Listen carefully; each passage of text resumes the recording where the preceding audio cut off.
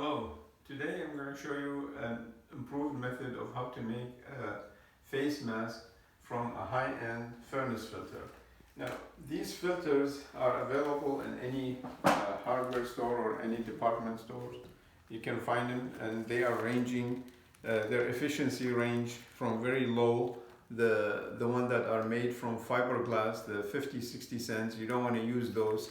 These one here, the high end, are made out of pleated paper and are much safer and give you a better protection. And you can see it mentions all the airborne particles that can protect you from, like the fungus, the bacteria, the particles that carry viruses, the VOC and odor. And the other thing when you using these masks is to make sure that you follow the direction of the airflow through the mask, because according to the manufacturer, it's going to be harder to breathe if you put it the opposite way. And it's same thing with the furnaces. That's why they have the arrow to put it this way. It'll make it easier on the furnace to breathe when the air is going in the right direction. Now, these filters, like I said, you can look either the highest number here that you can find for this one is a DuPont 9600, or you can look for the 3M is 15,000. There's another one made by Honeywell also.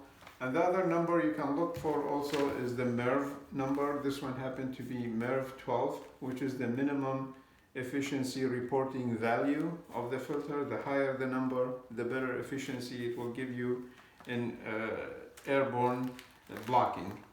Now, I use the size 20 by 25 by 1 inch. When I open one of those, you can see it is pretty big, and you can make more than 20 face masks out of them. You can share with your friend and family when you make. I cut these filters into sheets of 8 by 9, and this size will be very good for an adult to put around their face. And I cut a piece of cloth, if you have any cloth available at home, or you can buy it. If you're buying, make sure you buy a very thin cloth, will make it a lot easier and not so bulky and when you end up sewing it. Now you fold the cloth, you cut a piece that is twice the size of the piece of filter, you fold it on, and then you stitch all around it. I have one here that I have already stitched and ready to be assembled. Once you stitch it, then you can fold it in any shape or way you want, and then you can attach either a ribbon that you can find available in the market, any ribbon, or you can put elastic band. Nowadays it's very hard to find elastic band in the market. I'm using the 6 millimeter. It's a little bit thick, but if you can find the 3 millimeter that is used in the medical ones, it's a lot easier and a lot easier to use. Now I have here a number of filters that I made out of ribbons. You can see I just attach ribbon, and then you can put it and tie them behind your face, behind your head.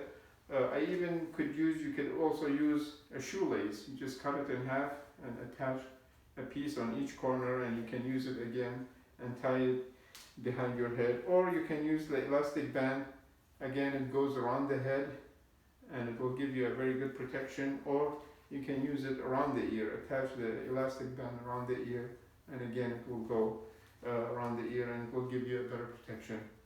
With this, I want to thank you for watching this video, and if you find it any informative, please share it with your friends and families so everybody can get the benefit of being protected with these filters that are available in the market. Thank you, and stay safe.